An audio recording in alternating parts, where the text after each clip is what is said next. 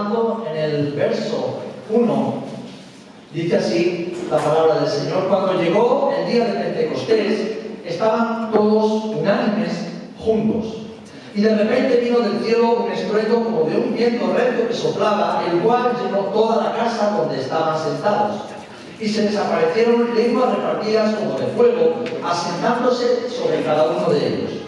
Y fueron todos llenos del Espíritu Santo, y comenzaron a hablar en otras lenguas, según el Espíritu les daba que hablasen.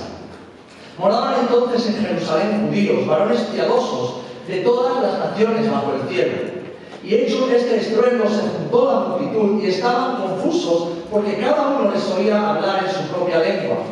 Y estaban atónitos y maravillados, diciendo: mirad, ¿no son galileos estos que hablan?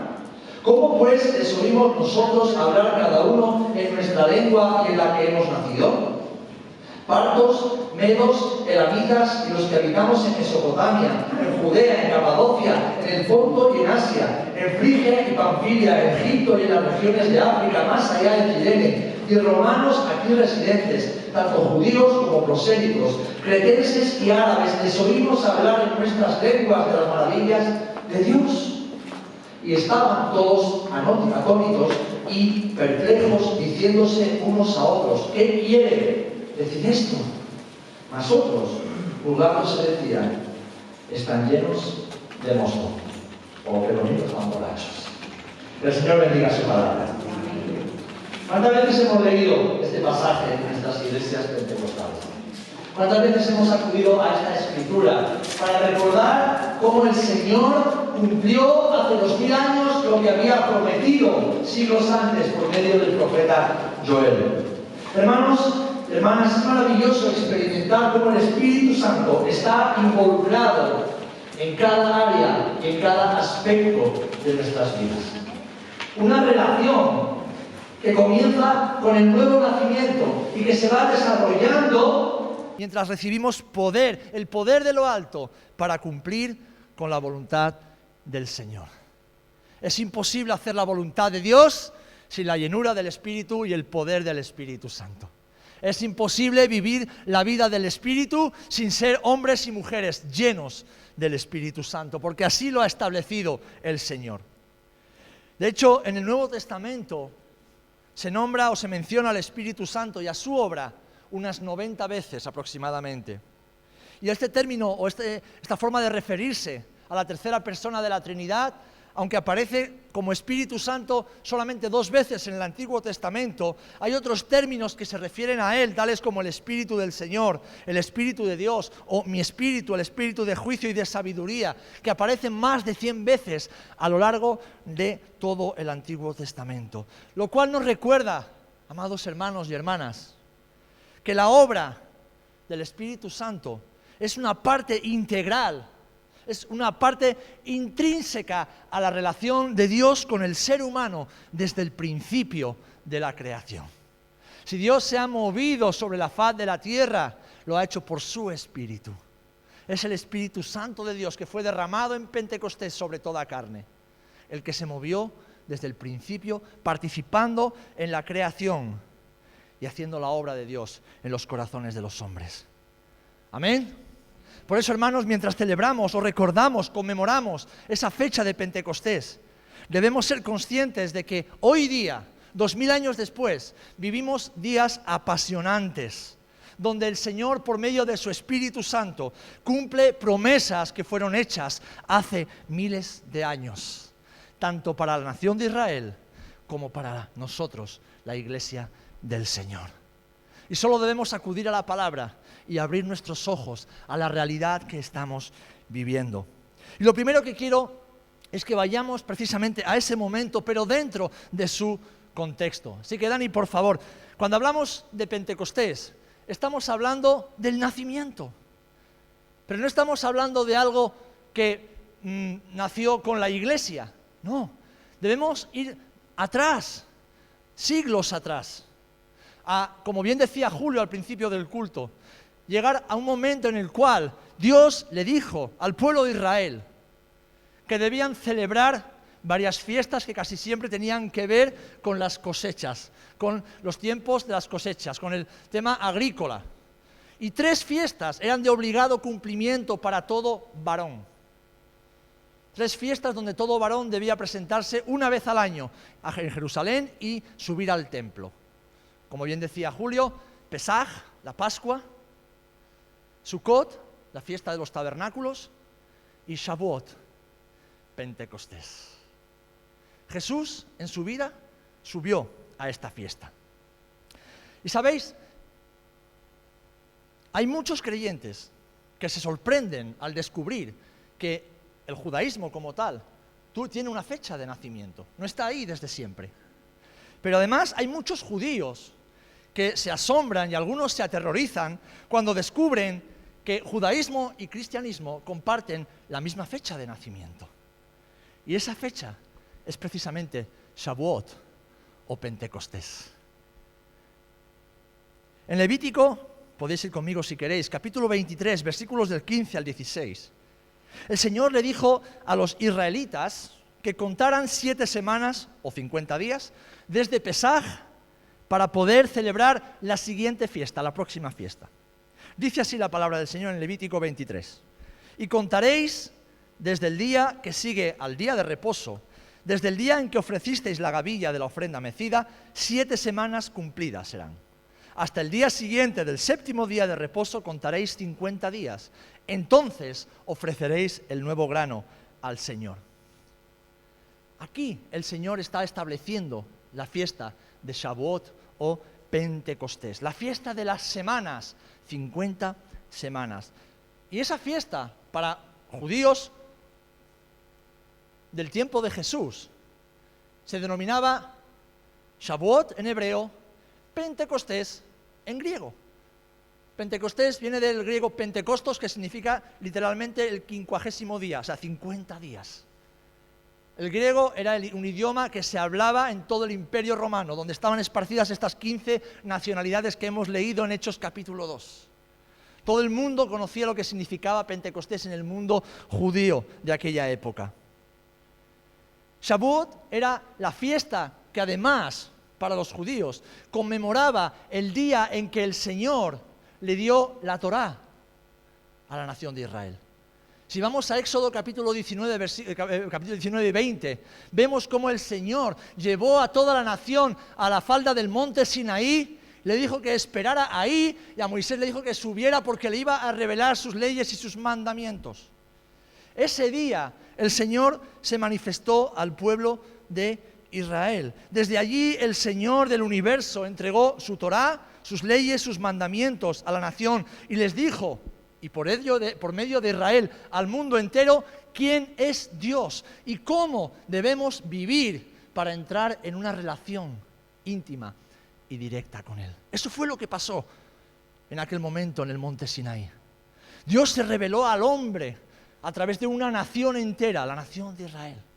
Y Shavuot conmemora precisamente el nacimiento de lo que es la religión judía o la relación de Dios con una nación como es el pueblo de Israel. Y eso es lo que subían a celebrar 50 días después del primer día de reposo, tras la Pascua. Eso es lo que estaban celebrando los discípulos de Jesús, el día en que el Espíritu Santo fue derramado sobre la iglesia. Y como decíamos, es una fiesta de obligado peregrinaje. Y vemos aquí que en el texto de Hechos como naciones, hasta 15 naciones. Y como bien decía Julio, para algunos tal vez unos pocos días, para otros semanas y para otros quizás un mes entero viajando por todo el imperio para llegar a celebrar la fiesta en obediencia al Señor. Una fiesta de gozo, una fiesta de adoración y celebración comunitaria mientras judíos de todo el mundo conocido confluían en un mismo lugar. Confluían en el templo para adorar a Dios. Esa misma fiesta la celebró Jesús los años que estuvo sobre la tierra. Y ahí estaban los discípulos de Jesús. De hecho, hemos leído en Hechos capítulo 2 que, ¿cómo abre el texto? Cuando llegó el día de Shavuot, cuando llegó el día de Pentecostés. Es decir, habían transcurrido 50 días desde la Pascua en que Jesús había sido crucificado 3 días después, tras el día de reposo, el primer Sabbat después de la Pascua, Jesús había resucitado. Y fijaros las maravillas de la Escritura, cómo el apóstol Pablo hace una conexión entre este acontecimiento, la resurrección de Jesús, y el momento en que se empiezan a contar 50 días hasta Pentecostés. En 1 Corintios, capítulo 15, versículo 20, cuando Pablo habla de Jesús, dice: mas ahora Cristo ha resucitado de los muertos, y que dice: primicias de los que durmieron es hecho. ¿Saben qué se hacía el primer día después, o el primer día después del Shabbat tras la Pascua? Se entregaban las primicias. El Señor le ordenó al pueblo de Israel que celebraran la Pascua. Y cuando terminara esa Pascua, esperaran al siguiente día de reposo, el sábado. Y después de ese día de reposo, entregaran las primicias. ¿Qué son las primicias? Para ellos significaba que casi 2 meses antes de recoger la cosecha, ir a una esquina, cada hombre de su campo, de su terreno, y cortar lo que había nacido ya. Cortar esos primeros frutos, eso que todavía eran retoños verdes. Y entonces hacían una gavilla y se lo llevaban al sumo sacerdote. El sumo sacerdote, lo podéis leer en Levítico y en Deuteronomio, tomaba esa gavilla, que era la ofrenda de las primicias de cada hombre de Israel al Señor, dice que era una ofrenda mecida, mecía esa gavilla delante del Señor. Porque esa porción de cosecha eran las primicias que representaban al resto de la cosecha. Y Pablo está diciendo: Jesús, quien resucitó de los muertos, primicias de los que durmieron es hecho. ¿Pueden ver la conexión? Jesús fue el primero entre todos los que un día resucitaremos para siempre con Él. Y es maravilloso. Jesús, como esas gavillas que se presentaban delante del Señor el día después del primer día de reposo tras la Pascua, resucitó el primer día después del Sabbat tras la Pascua, en la que Él mismo fue la Pascua, fue el Cordero y después la gavilla delante del Señor. Porque esta gavilla, mis amados hermanos, es un tipo, es un símbolo de Jesús, de esa ofrenda presentada al Señor en representación de todos aquellos que después, por la fe, moriríamos a esta carne, pero resucitaríamos con Él para no morir nunca más. ¡Qué maravilla! ¡Qué maravilla! Y el día de Shavuot, el día de Pentecostés, los discípulos se encontraban reunidos, esperando en obediencia al Señor, unánimes en un mismo lugar, tal y como Jesús se lo ordenó. Pero fijaros, las abuelas solían decir, cuando alguien era muy agudo: este hombre, esta mujer, no da puntada sin hilo, ¿verdad? Un refrán muy castizo. Lo hace todo con intención, sabe muy bien lo que está haciendo. El Señor no da puntada sin hilo. Dice, o leemos en Éxodo 20, cuando el Señor da los mandamientos a Israel, en el versículo 18, que todo el pueblo observaba el estruendo y los relámpagos, y el sonido de la bocina, y el monte que humeaba, y viéndolo el pueblo temblaron y se pusieron de lejos. Es decir, el pueblo escuchó, vio algo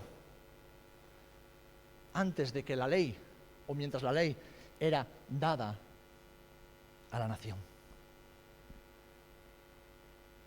Dice el día de Pentecostés que cuando el pueblo entero estaba reunido en el templo de Jerusalén para recordar lo que Dios había hecho años atrás, dándoles la ley para ellos y para las naciones enteras, dice, y de repente vino del cielo un estruendo como de viento recio, una tormenta de viento que soplaba, el cual llenó toda la casa donde estaban sentados, y se les aparecieron lenguas repartidas como de fuego.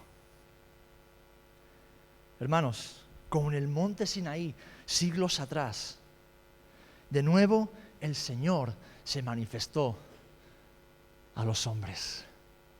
Pero ya no para darles la ley, porque la ley había sido cumplida en la persona de Jesucristo. No, ya no para darles algo que producía muerte, sino algo que produciría vida, y vida abundante en todos aquellos que recibieran el regalo y el don del Espíritu Santo.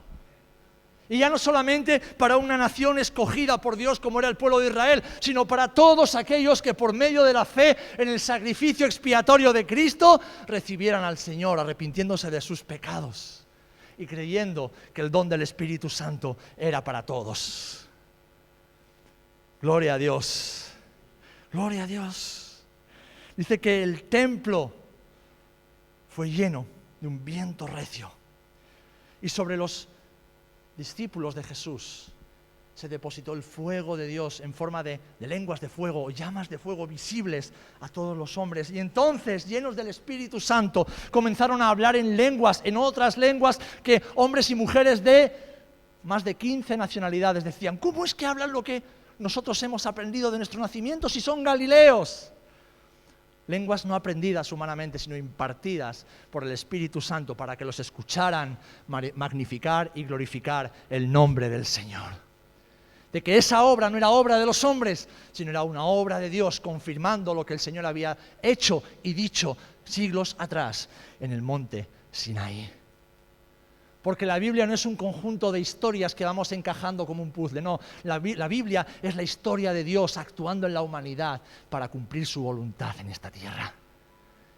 Y hay un hilo conductor. Y Dios está revelando a Jesucristo en el Antiguo Testamento. Dios está revelando al Espíritu Santo y su obra en el Antiguo Testamento, y nosotros hoy no podemos disociarlo como vemos ahora, sino que debemos abrazar toda la Escritura, como decía el apóstol Pablo, porque toda la Escritura es útil para enseñar, para redarguir, para capacitar, para preparar. ¿A qué Escritura estaba hablando Pablo? Del Antiguo Testamento, era lo que tenían en aquel momento. Era lo que tenían en aquel momento. Y él da testimonio de todo lo que después vendría, como un ayo, como un maestro que nos guía hacia la persona de Jesucristo. Hermanos, Cristo fue las primicias 50 días antes, y ahora llegaron los primeros frutos de la iglesia, la primera gran cosecha.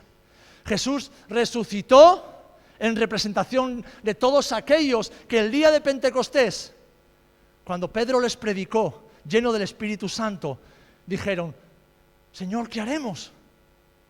Nos has dicho que nosotros matamos al Mesías. Nos has dicho, y hemos entendido que por nuestra culpa el enviado de Dios, el ungido de Dios, Dios hecho hombre, ha padecido en la cruz. ¿Qué haremos? Y Pedro les dice: arrepentíos y confesad vuestros pecados. Confesad vuestros pecados y creed en el Evangelio. Y dice que ese día miles de personas en el templo de Jerusalén recibieron a Cristo como su Señor y Salvador, la primera gran cosecha de la iglesia. Cristo, las primicias, y en Pentecostés la primera gran parte de esa cosecha. Ese día en que se conmemoraba el nacimiento del judaísmo siglos atrás, celebramos el nacimiento de la iglesia. Celebramos el nacimiento de la iglesia del Señor. Una comunidad de vida y de fe que durante 2000 años ha estado dirigida y protegida por el Espíritu Santo de Dios. Amén. Ahora bien, es importante, mis amados hermanos, porque saben, una de las cosas que siempre hemos escuchado, yo he escuchado acerca de los pentecostales, los que nos denominamos pentecostales: es que sois muy ignorantes porque vosotros vais a las experiencias, y no, perdona. Nuestra vida como cristianos o evangélicos o pentecostales está sustentada única y exclusivamente en la palabra del Señor, en lo que Dios dice en su palabra. Luego cada uno escoge creer o no creer o interpretarlo como quiera, y cada uno rendirá cuentas delante del Señor de lo que interpreta acerca de la Escritura. Pero nuestra experiencia con el Espíritu Santo está sustentada en lo que Dios dice y Dios revela en su palabra de la persona del Espíritu Santo y de la obra del Espíritu Santo. Y no debemos quedarnos solamente, como erróneamente se ha enseñado durante generaciones y siglos, incluso por los propios reformadores del siglo XVI en adelante, quedarnos con el Nuevo Testamento. No. porque el Nuevo Testamento no tiene a la persona y obra del Espíritu Santo en exclusividad. Fijaros, el libro de Hechos nos enseña, nos muestra a la comunidad cristiana recién nacida como parte de la comunidad judía de Jerusalén. La iglesia no nació en Nueva York ni en Australia con los Hillsong. La iglesia del Señor nació en Jerusalén. Los primeros discípulos y creyentes eran judíos, pensaban como judíos y vivían como judíos. Conocían la ley de Dios que habían heredado de sus padres. Y en ella se les enseñaba quién era el Espíritu de Dios y lo que hacía el Espíritu de Dios. Ellos eran además, como dice el libro de Hechos, los primeros capítulos, un grupo respetado dentro del judaísmo. Dice que tenían gracia y favor delante del pueblo porque hacían bien, sanando, aceptando, restaurando y dando de comer a los necesitados.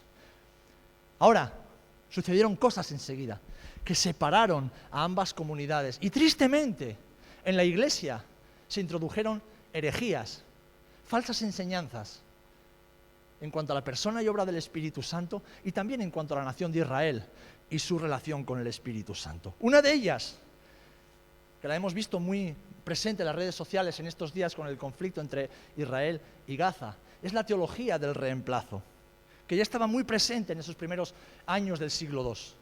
Una teología que convenció a muchos creyentes de que Dios había cancelado, abrogado y suspendido su pacto con la nación de Israel. Y que ya estaban condenados eternamente porque supuestamente ellos habían crucificado al Mesías. Déjame recordarte que el Mesías, Jesús, murió por ti y por mí, no solamente por Israel. O sea que tú y yo lo matamos con nuestro pecado. Pero en segundo lugar, quienes crucificaron, porque eran los únicos que tenían autoridad de hacerlo, no fueron los judíos, fueron los romanos. Pero esta mentira de un espíritu antisemita que opera en el mundo desde siglos atrás, se infiltró dentro de la iglesia, denominando esta teología o esta creencia como el antisemitismo cristiano, del cual el propio Martín Lutero predicó y promulgó con gran vehemencia. ¿Sabéis? El propio Hitler usó palabras de Martín Lutero, y para nuestra vergüenza como evangélicos lo digo, usó palabras y discursos de Lutero contra los judíos para justificar el holocausto judío. Y eso es terrible, mis amados. Con el paso del tiempo, muchos comenzaron a enseñar que el Antiguo Testamento era algo irrelevante, mientras que el Nuevo Testamento era lo único que los creyentes necesitábamos para conocer y saber acerca del Espíritu Santo. Y por lo tanto, si el Antiguo Testamento no tenía necesidad de ser estudiado e Israel estaba condenado, Israel y el Espíritu Santo no tenían nada que hacer. Eso es una gran falacia, es una gran mentira. Fijaros dónde aparece ya la obra y persona del Espíritu Santo. Génesis capítulo 1, versículo 2. ¿Qué leemos? ¿Cómo estaba la tierra en Génesis capítulo 1, versículo 2? Desordenada y vacía. Y las tinieblas estaban sobre la faz del abismo y el Espíritu Santo, el Espíritu de Dios, se movía sobre la faz de las aguas. Recorremos todo el Antiguo Testamento y, como he dicho, aparece más de 100 veces la persona y obra del Espíritu Santo hasta que llegamos a Malaquías capítulo 2, versículo 15. Quien dice, Malaquías es el último libro del Antiguo Testamento, ¿no hizo él uno habiendo en él abundancia de espíritu?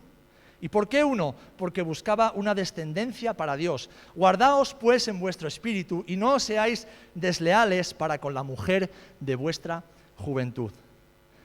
Curioso cómo el Señor termina el Antiguo Testamento lidiando con el matrimonio y los problemas matrimoniales. Estos pasajes, mis amados, describen al Espíritu Santo como una parte fundamental de la creación. Y si vemos la historia del pueblo de Israel, Moisés era un hombre que fue lleno del Espíritu para poder dirigir al pueblo. Los 70 ancianos que Moisés escogió para ayudarle eran hombres llenos del Espíritu. Josué, se dice de él que era un hombre en quien está el Espíritu del Señor.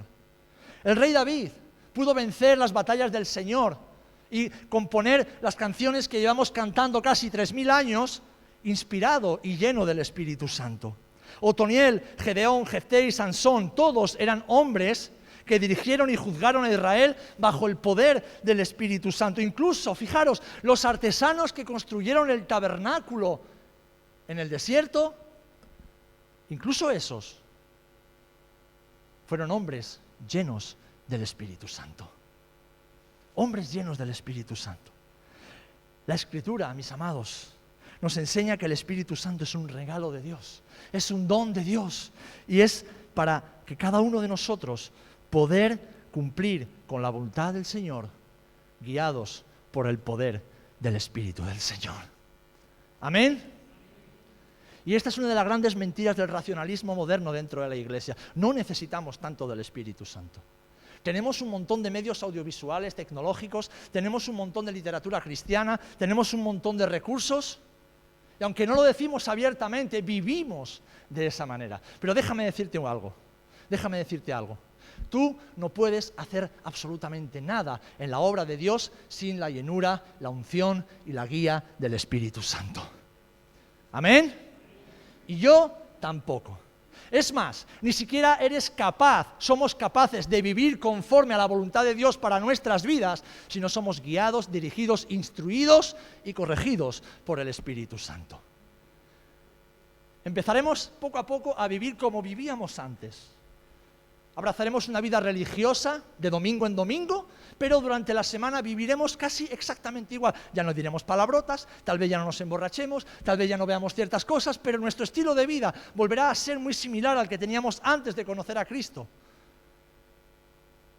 Pero iremos cada domingo al culto, daremos nuestras ofrendas y seremos buenos cristianos y cristianas. Es imposible vivir la vida del Espíritu sin estar llenos del Espíritu Santo de Dios. Y es imposible cumplir la voluntad de Dios en nuestras vidas sin vivir llenos cada día de la presencia y la persona del Espíritu Santo. Amén. Y como veo que el ambiente se está caldeando, ¿verdad, Charo? Vamos a encender el aire, para que además del Espíritu Santo nadie se me ahogue. Así que si hay alguien por ahí, algún ujier que pueda encender el aire acondicionado, que yo también estoy empezando a sudar la gota gorda aquí con estos focos. El Espíritu Santo es parte de la obra de Dios en toda la humanidad. Porque el Espíritu Santo en el Antiguo Testamento es símbolo y sombra de lo que Dios hará después de Jesucristo. Y entramos en la tercera parte.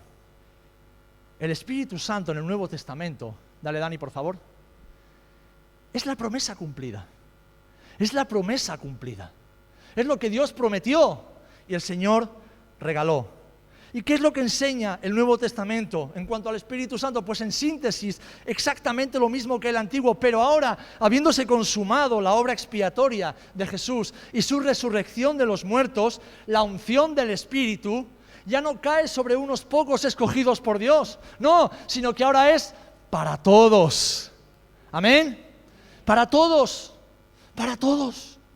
No es para unos poquitos escogidos o ungidos, no. La unción del Santo está sobre todos aquellos que confiesan a Jesucristo como su Señor y su Salvador. Y la llenura del Espíritu Santo, la experiencia pentecostal, es para todos aquellos que forman parte de la Iglesia del Señor. Porque como el Señor dijo, en los últimos tiempos sucederá esto, que derramaré mi espíritu sobre toda carne, y sus hijos y sus hijas profetizarán, sus ancianos soñarán sueños, sus jóvenes verán visiones, y aún sobre los siervos y las siervas derramaré mi espíritu en esos días, dice el Señor. Profeta Joel, capítulo 2, versículos 28 y 29. Derramaré de mi espíritu sobre toda carne, sin excepción. ¿Y qué es lo que hace? Pues desde el día de Pentecostés, mis amados hermanos, el Espíritu Santo hace algo muy específico en aquellos que no conocen al Señor. Los convence de pecado, de justicia y de juicio. Tú y yo, por muy buenos predicadores, por muy buenos expositores de la palabra, por mucho conocimiento que tengamos de la Biblia y oratoria que hayamos desarrollado, no podemos convencer a nadie de que es un pecador. Podemos exponer las Escrituras y a través de ellas que vea su condición delante de Dios, pero el único que puede convencer de pecado es el Espíritu Santo de Dios. Eso fue lo que sucedió el día de Pentecostés. Pedro predicó lleno de poder y de valentía, pero quien redargulló los corazones de esos miles de hombres y mujeres fue el Espíritu Santo que acaba de ser derramado sobre la iglesia. Y el Señor, 2000 años después, sigue haciendo lo mismo. Porque Jesús está en el trono a la diestra del Padre. ¿Quién está aquí con nosotros y entre nosotros? El Espíritu Santo. ¿Quién se levanta cada mañana contigo? El Espíritu Santo. ¿Quién se acuesta contigo? El Espíritu Santo. ¿Quién va contigo a trabajar, a llevar a los niños al colegio, a hacer la compra o donde sea? El Espíritu Santo. ¿Quién es el que cada día te hace sentir esa necesidad de estar a solas con el Señor, de leer su palabra? Si no tienes ganas de orar, leer la Biblia, ni de congregarte durante la semana o el domingo, es que estás muy vacío del Espíritu Santo.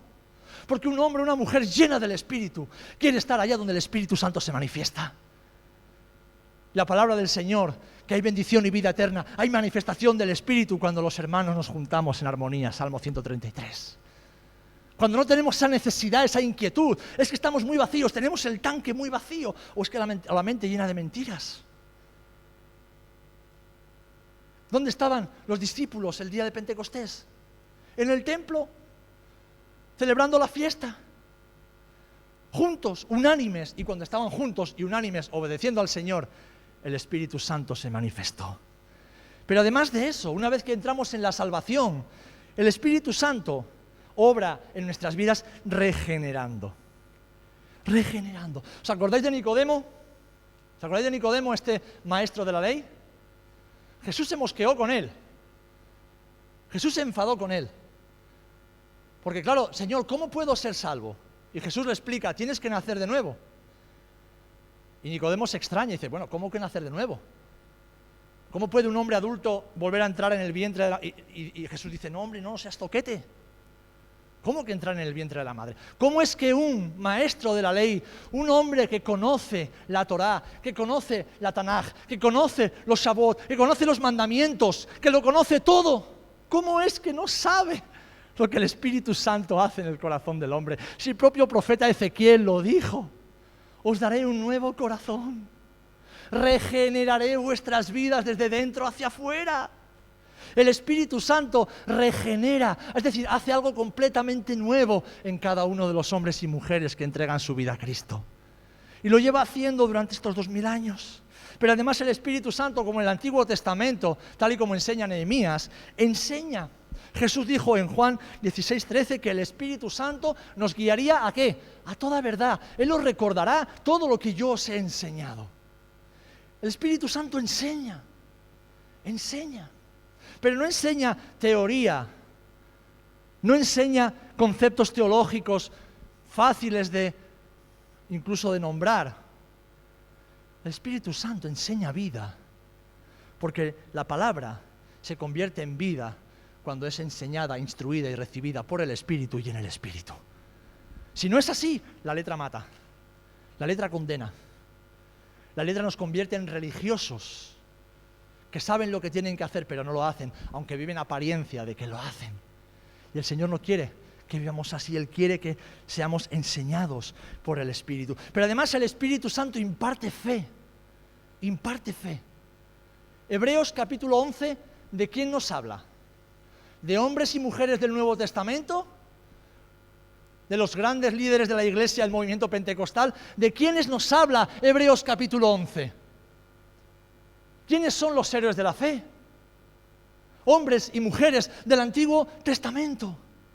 Hombres y mujeres que seguramente sin saberlo en muchas ocasiones recibieron fe de parte del Espíritu del Señor para llevar a cabo la obra que Dios les había encomendado, lo cual les llevó a padecer, a sufrir, a no ver las promesas cumplidas, pero les permitió perseverar hasta el final.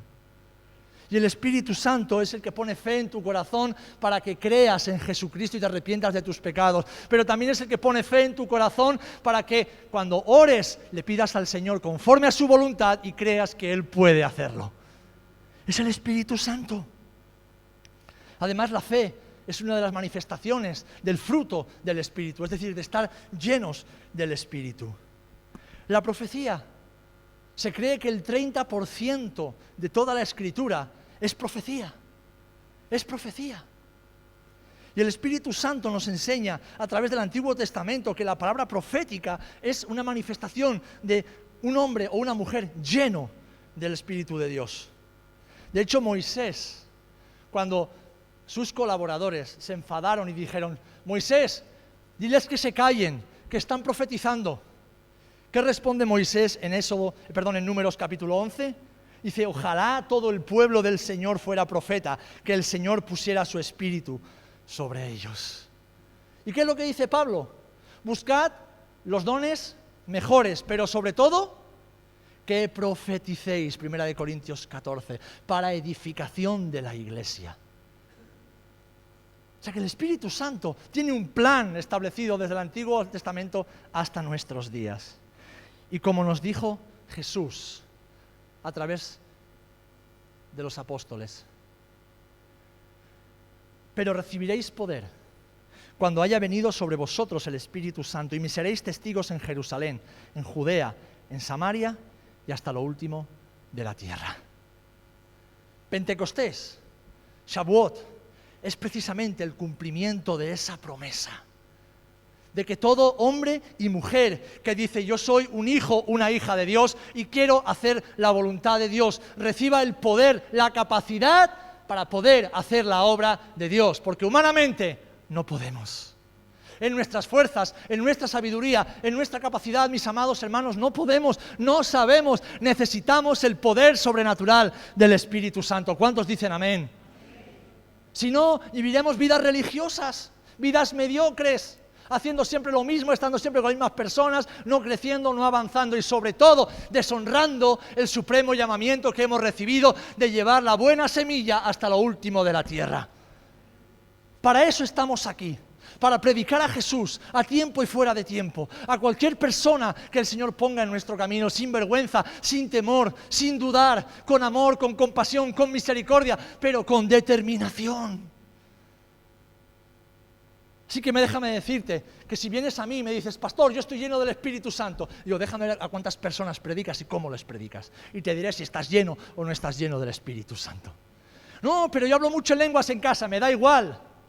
Las lenguas son una evidencia para todos aquellos que reciben el don, pero eso no quiere decir que estés lleno del Espíritu Santo. El Espíritu Santo no es para hablar en lenguas, esto es una evidencia, ni siquiera es para profetizar, es otra evidencia.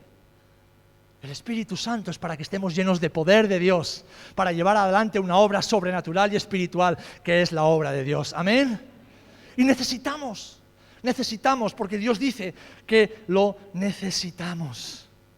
Hermanos, en ese primer día de Pentecostés, cuando el Espíritu Santo vino con poder sobre la iglesia y esta nació, diríamos oficialmente, las calles de Jerusalén estaban llenas de judíos de todo el mundo conocido y todos escucharon, recibieron y muchos de ellos aceptaron el mensaje de salvación. Pero fijaros, Pedro, guiado por el Espíritu Santo, y vamos al último punto, Dani, y vamos concluyendo. Pedro, guiado por el Espíritu Santo, no usó un texto cualquiera. Dios no da puntadas sin hilo. Pedro, guiado por el Espíritu, apeló al texto que hemos leído de Joel, capítulo 2, versículos 28 y 29. Y sus oyentes, que eran judíos, sabían de qué les estaba hablando Pedro.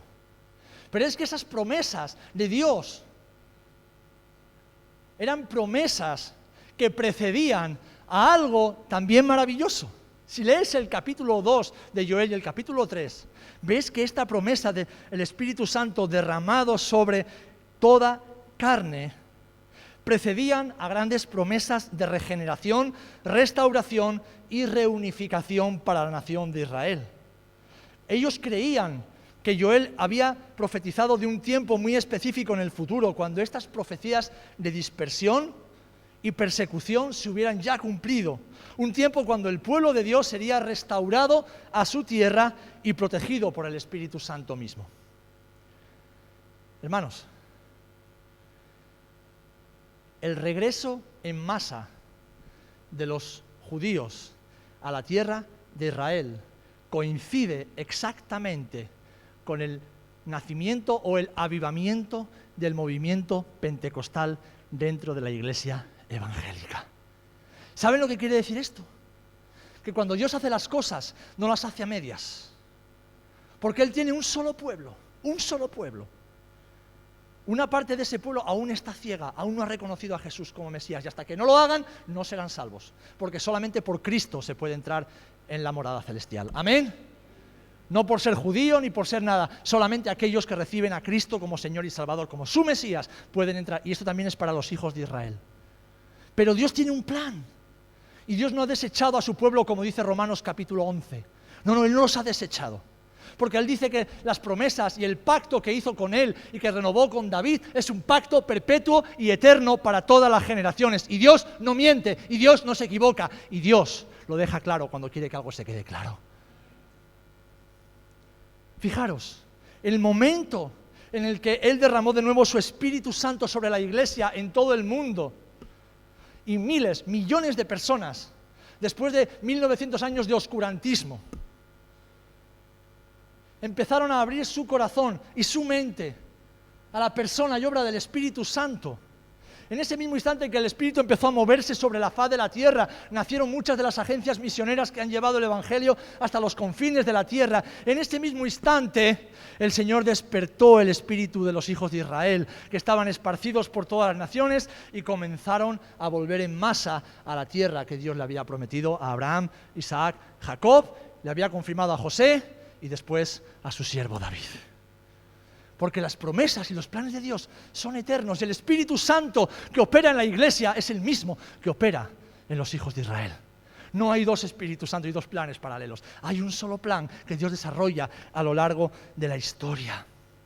El Señor le dijo a Abraham: y estableceré mi pacto entre ti y mí y tu descendencia después de ti en sus generaciones por pacto perpetuo, para ser tu Dios y el de tu descendencia después de ti, y te daré a ti y a tu descendencia después de ti la tierra en que moras, toda la tierra de Canaán en heredad perpetua, y seré el Dios de ellos. Génesis 17, 7 y 8. Y en Jeremías, una vez que el pueblo había sido expulsado, o estaba a punto de serlo, dice: y seré hallado de vosotros, dice el Señor, y haré volver vuestra cautividad, y os reuniré de todas las naciones y de todos los lugares allá donde os arrojé, dice el Señor, y os volveré al lugar de donde os hice llevar. Durante siglos, para muchos creyentes, esto era algo que ya había ocurrido en el pasado, porque no existía Israel. Pero desde el 1947 y los años precedentes, esto ya no es un sueño ilusorio, ya no es una casualidad de la historia, es Dios actuando una vez más para cumplir sus planes en la iglesia, por medio de la iglesia y también a través de los hijos de Israel. ¿Saben? El avivamiento espiritual que comenzó en la calle Azusa y en años anteriores, aunque eso fue la manifestación pública, hace ya 1 siglo y medio. Ese avivamiento espiritual que coincidió con el retorno en masa de los hijos de Israel a la tierra prometida por Dios, ha coincidido con el mayor número de conversiones en toda la historia de la humanidad. Es decir, en los últimos 150 años se han convertido más personas a Cristo que en los 2000 años anteriores de toda la historia de la Iglesia. ¿Por qué? Porque cuando Dios acelera los tiempos para cumplir su palabra, cosas pasan, cosas suceden. Por el poder del Espíritu Santo, la Iglesia está alcanzando con la predicación del Evangelio hasta el último rincón de la tierra y también a la casa de Israel. Así que, hermanos, hermanas, tal vez todo esto que os estoy diciendo os suene a algunos un poco a chino, a otros no sabéis muy bien por dónde cogerlo. Todo está en la palabra. Y todo tiene que ver con lo que hoy conmemoramos, el día de Pentecostés, el día del derramamiento del Espíritu Santo, sobre toda carne sin excepción. Pero mientras celebramos Pentecostés, celebramos la fidelidad de Dios a su palabra y de que sus promesas se cumplen siempre. Amén. Y si Dios lo ha cumplido con Israel, Dios lo ha cumplido con la Iglesia, el Señor lo cumplirá contigo y conmigo, que somos parte de su Iglesia. Ahora déjame decirte que somos unos privilegiados por ser testigos de la restauración, reunificación del pueblo de Dios a la tierra. Somos unos privilegiados de poder ver con nuestros ojos ese cumplimiento profético. Aunque hay muchos creyentes hoy que lo quieren negar, que quieren incluso inventarse teorías rarísimas, que no tienen ningún sustento, somos unos privilegiados porque vemos con nuestros ojos que Dios cumple lo que promete, pase lo que pase. Días donde el Espíritu Santo es derramado sobre toda carne y donde un poderoso mover del Espíritu está recorriendo toda la tierra como nunca antes. Tal vez tú y yo vivimos aquí en este pequeño punto del mapa de España y no nos enteramos mucho de lo que pasa alrededor, pero déjame decirte, los que intentamos estar al día de lo que Dios hace en el mundo, de que el Espíritu Santo, en medio de tiempos de pandemia, de sufrimiento, de desastres naturales, en medio de guerras y de persecución, se está moviendo como nunca antes sobre la faz de la tierra. Y cada año, casi 1 millón de judíos regresa a la tierra que Dios les prometió. Y dentro de esa tierra y por todo el mundo, miles de hijos e hijas de Israel están reconociendo a Jesús como el Mesías. Están reconociendo a Jesucristo como el Mesías Redentor. Están reconociendo a Jesús como aquel que Dios había enviado para redimir a la nación de Israel de sus pecados. Y esto es también cumplimiento de una promesa que Dios hizo. Y esto es Pentecostés. Esto es Pentecostés. El poder del Espíritu Santo derramado sobre toda carne para que ninguno se quede sin escuchar el Evangelio. Y todos aquellos que están escritos en el libro de la vida entren a formar parte del pueblo de Dios. Amén. Y eso no es solamente Nuevo Testamento. Eso es toda la Biblia. Toda la Escritura nos da testimonio de lo que Dios ha hecho, está haciendo y Dios va a hacer. Y hoy quiero que tú te reafirmes en esta realidad. Quiero que te reafirmes. ¿Por qué? Porque yo veo como, casi sin darnos cuenta, nos vamos acomodando, ¿verdad? Antes decía Julio, a veces venimos al culto y venimos sin ganas. ¿Cómo es posible venir a un culto sin ganas? ¿Cómo es posible venir a la reunión de los santos después de haber estado toda la semana batallando con personas que nos hacen la vida imposible muchas veces, batallando con dificultades, circunstancias? ¿Cómo es posible llegar aquí sin ganas? ¿Cómo es posible que llega el miércoles y estamos siempre muy ocupados haciendo otras cosas y no queremos venir a este lugar para experimentar la presencia de Dios en medio del pueblo de Dios? ¿Cómo es posible? Porque estamos vacíos del Espíritu Santo, porque Pentecostés es una historia lejana para nosotros. ¿Cómo es posible que viendo tanta necesidad a nuestro alrededor, viendo tantos hombres y mujeres que sufren? Ayer hablaba con Benji y le contaba la historia de un amigo mío de aquí de Rota. Y él me decía, quebrantado, Serafín, ¿tú te imaginas cómo está pasándolo ese hombre que no tiene a Cristo? Nosotros podemos afrontar eso y nos dolería mucho, pero tenemos a Cristo. Y ese hombre, y tantos hombres y mujeres, y tantos jóvenes que no tienen a Jesús. Que no tienen a Jesús.